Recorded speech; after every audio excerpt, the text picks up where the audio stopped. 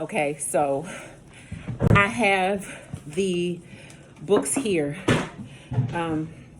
that I've been studying, and I just want to say that when you set your intentions and you get serious about different goals that you set for yourself, the universe has a way of aligning you with the information that you need, regardless if you know it in that moment or not. Because the algorithm of my YouTube channel changed. And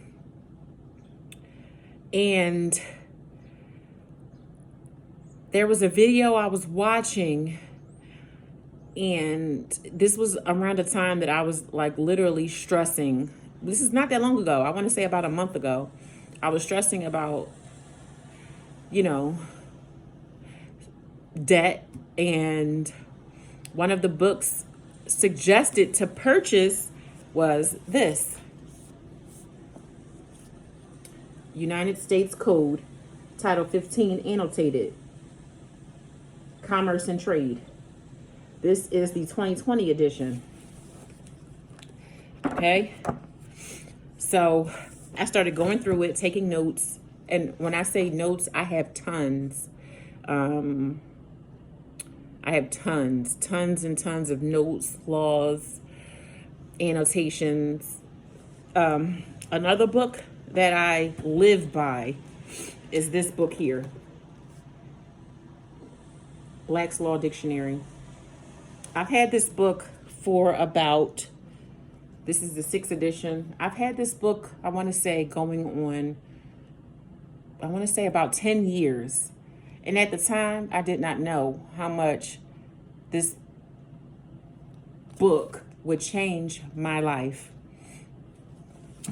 But I don't want to start rambling. Also, the other 2 books that you need to get, and I got the USC book off of Amazon. And on the same day of purchase, I also got Meet Your Straw Man and the UCC Connection. Okay, so back to the bankruptcy. So I had received some information, I want to say about 10, 12 years ago. And at the time, bankruptcy was so far from my radar. But I paid attention because I had began my credit journey and I wanted to clean up my credit. And at the time I thought, paying off debt consolidation and all of that was the way to go. The rabbit hole goes deep. But anywho, so I came across some information regarding disputing a bankruptcy and removal. So of course I was skeptical, thinking that the information that I had received was, a bunch of fluff, and that, I had just ran across a hope dealer. A lot of people like to get on here and sell hope while extorting, individuals seeking help out of their hard-earned money. Whatever, I digress. Now, I don't normally comment or talk about things that I don't know about firsthand. I like to use myself as a guinea pig, for lack of a better term. I like to apply it to myself first, and if it works, I'll then help, whomever I can. If time allows, I'll pass on the information. I have, no problem with that. Hence this video. So on March 16th, I just said, you know what? F it. I'm going to stop thinking about it, overthinking, about this process, and I'm just going to do it. I was at work. I work a 9 to 5. While at work, I took a break and I hand wrote a letter at my desk. I hand wrote a letter at my desk. I could have easily typed this letter, but I said, you know what? I'm going to handwrite this letter. I think that it'll be more effective coming from a living, breathing entity. So I wrote a handwritten letter to a company called LexisNexis. LexisNexis. And this is a copy of my original letter. The original letter was written in blue ink. Just 2 pages. 2 pages. Handwritten letter. I made a copy of it, kept the original.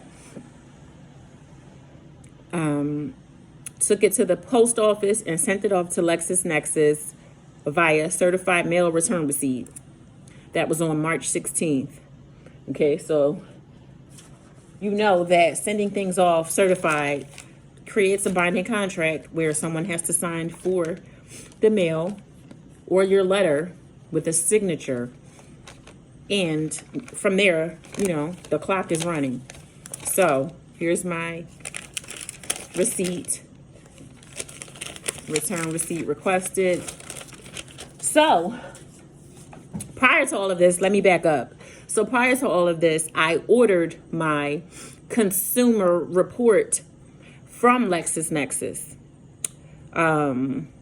which took about a week or so to come back, no longer than 10 days. So I first ordered my consumer report after I found the information or whatever, created an account and so forth. Ordered my consumer report because I became aware that LexisNexis is the company and furnisher of this information to these credit agencies. They're not bureaus. The only bureau is the CFPB. These credit agencies, which are third-party agencies, corporations, profiting off of our information, keeping us in bondage, but whatever. I found out that LexisNexis is the supplier to the Experian, Equifax, and TransUnion. So what I also discovered was that they actually get their information from Pacer, which is an online database containing, if I'm not mistaken, all of the court cases in the country. So they simply go to Pacer and pay for this information. I don't know how or what they do, but they get this information from pacer.gov and in turn secretly supply this information to the credit agencies.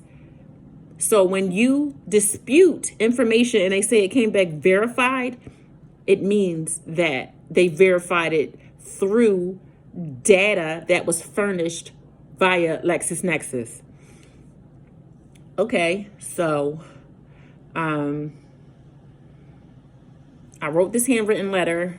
Prior to that, I ordered my consumer report, and the hairs on the back of my neck stood up because this consumer report was pages and pages long, and it contained addresses dating back to when I was about 18 years old. And it had all of this information.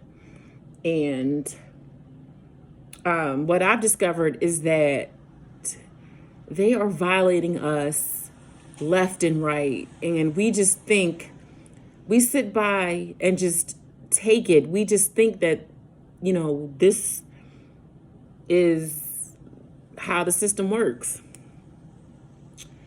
So, okay. I created an account with Pacer. I'm not going to show my information, but I created an account with Pacer, and I printed that information, and on my handwritten letter to LexisNexis, I wrote my letter. It was a demand letter telling them to remove the bankruptcy information that they are reporting, quote unquote, on my behalf. Now, keep in mind that you've never given these people permission, either explicitly or implicitly, verbally or handwritten, to supply any information on your behalf to anyone. There is no contract that exists. So this is in turn fraud. So this is fraudulent information.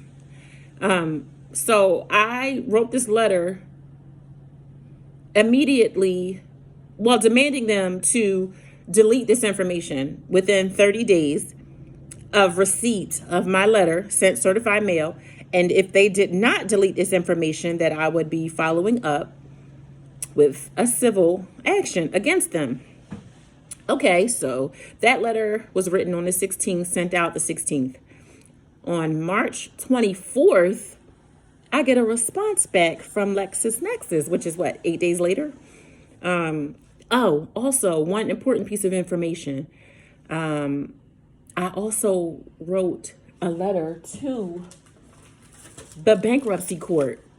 I hand wrote that letter as well. I wrote a letter to the bankruptcy court asking them something to the effect of, do you all furnish any information to, third party, do you furnish any information to any third parties? To which the clerk of courts, I sent it also with a stamped envelope included, but they responded back on their official business company letterhead and everything like that from the courts, stating that they do not in fact supply any information to any third parties or credit reporting agencies or consumer reporting agencies, and they also do not aid in any removal of disputed information or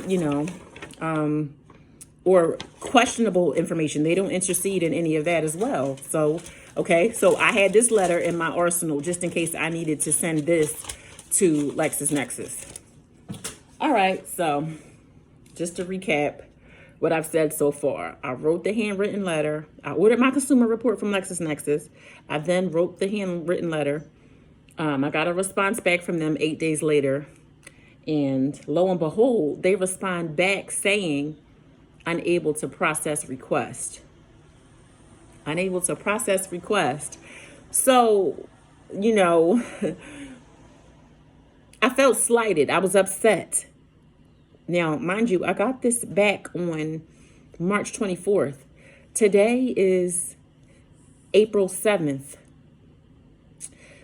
So I've been going back and forth with myself on what my next step was going to be in terms of following up to that response that I got from LexisNexis, unable to process request. So when I looked at the letter, it said that they were unable to process my request because I failed to include any identification in order to authenticate who I was, which is BS, because this letter that I got back from LexisNexis contains a consumer number and a case number. The same consumer number that was on the report I ordered several weeks prior to sending them my letter demanding them to remove the bankruptcy.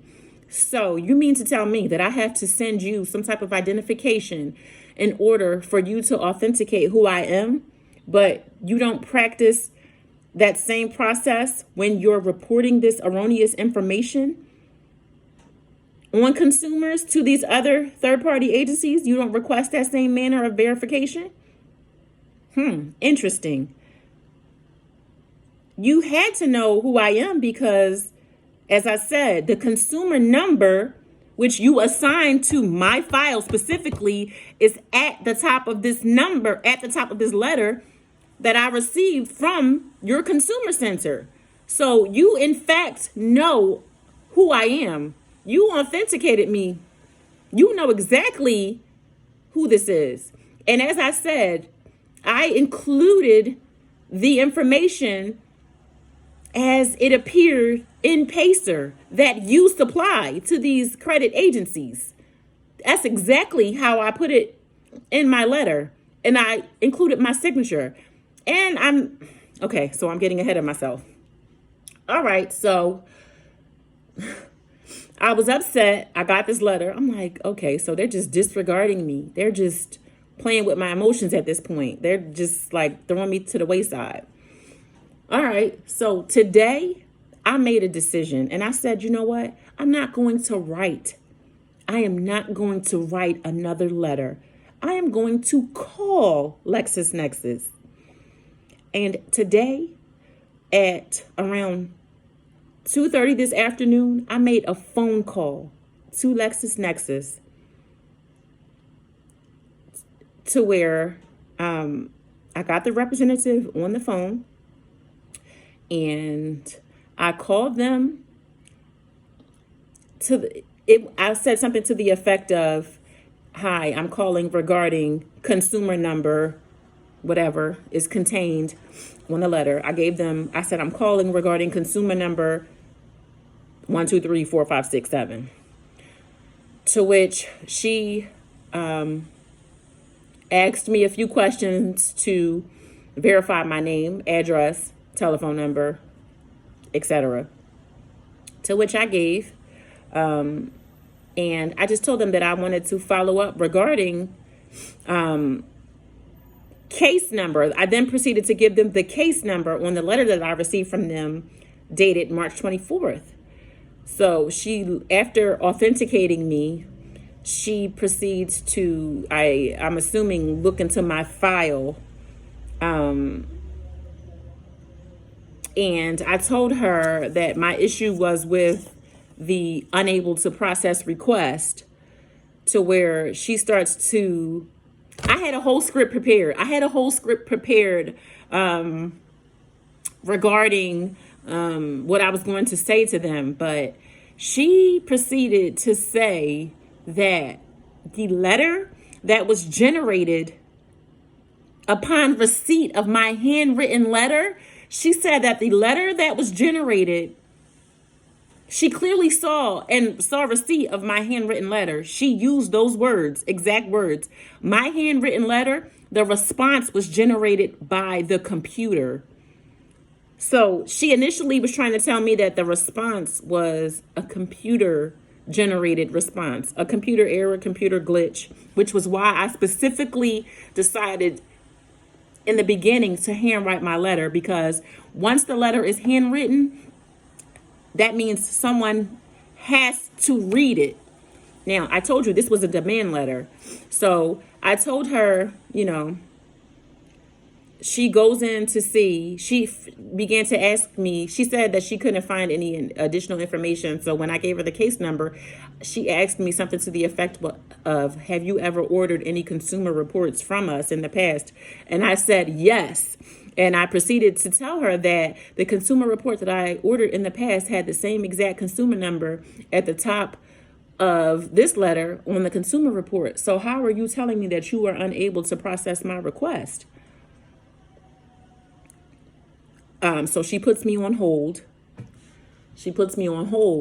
But the whole time I'm waiting for her to come back to the phone and say, you guys are in violation and breach of contract because you received my handwritten letter sent certified mail and you did not send that letter back, which means you accepted my contract.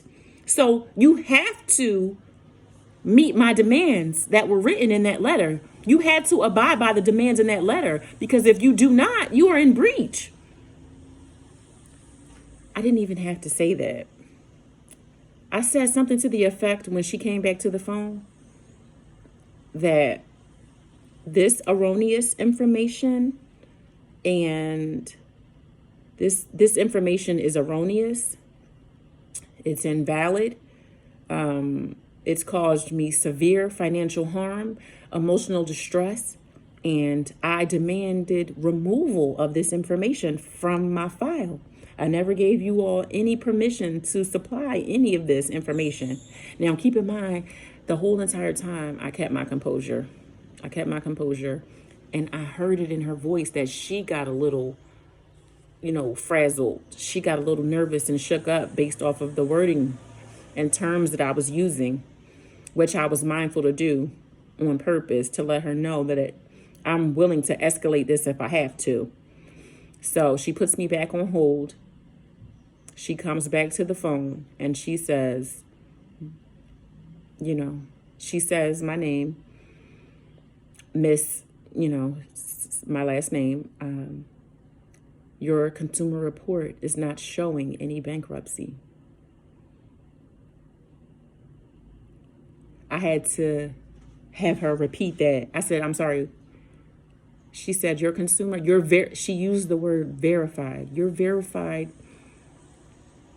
consumer report is not showing any bankruptcy. And then she proceeded to say that we'll send you an updated copy of your consumer report to reflect such. She then also said, because I went on ahead today and ordered another copy of it online. I did do that today. And I also froze the LexisNexis report today. I went online and did that. So she did allude to that.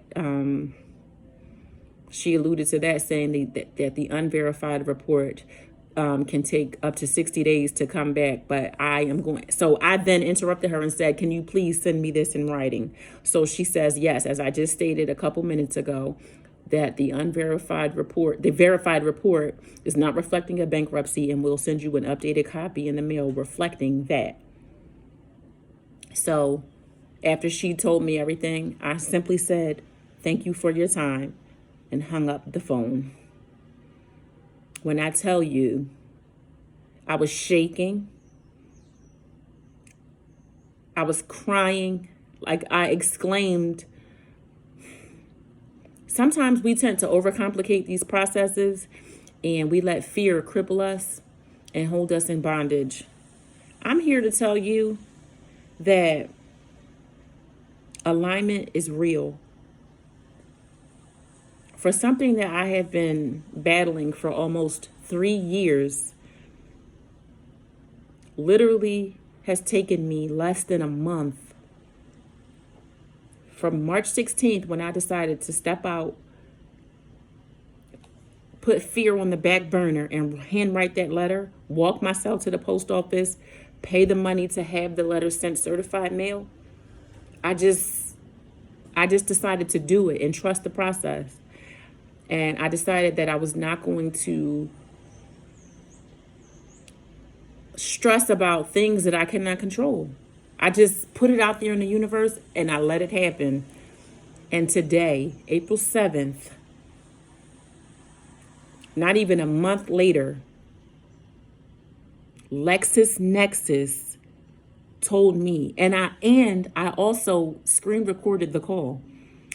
LexisNexis has removed the bankruptcy from my file.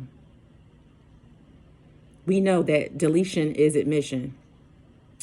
So now my next course of action will be to send my demand letters to Equifax, TransUnion, and Experian. And I may just call them on the phone just to see how, the process goes or whatever, to have them remove that information. But I just want to let you know that I just wanted to let you know of my process and how, things work for me. And I'm just here to let you know that the information is out there. You just have to study, and you most importantly just have to make a decision to want better for yourself, because we are not supposed to be slaves to debt. I mean, yes, I've believed in paying bills. I go to work every day. I've been working since I was 14 years old, and I am 41. Okay. And I am just now unlearning and relearning this process. You can't be afraid to study. You can't be afraid to try this. Just do it. It works. March 16th, I hand wrote that letter. I hand wrote this on March 16th and sent it off. March 16th. And today, April 7th, that bankruptcy is deleted because I decided to assert my rights as a consumer. Everything seems impossible until it's done. I just wanted to get on here and share that bit of information with you. There is light. And I don't even want to say at the end of the tunnel, because this is not the end. It is the beginning. So if you are on your journey of trying to get things done, don't be afraid to do for yourself. Don't be afraid to put the work in. Don't get discouraged.